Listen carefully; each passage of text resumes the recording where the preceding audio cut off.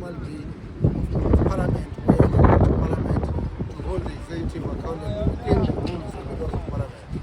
They've decided that they're going to remove leadership of the EFF and ban them from attending the Parliament on Thursday.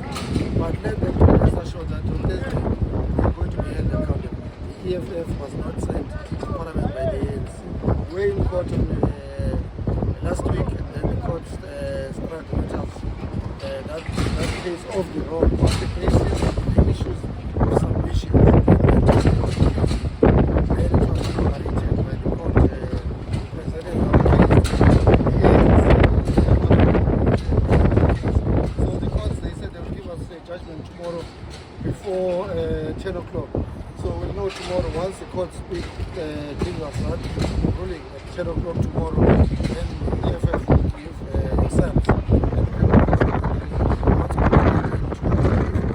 But we guarantee that we will do our best because we voted to go to Parliament to make sure that we are there to represent the people of South Africa. We know that it's Cyril's last state of nation ever in his life.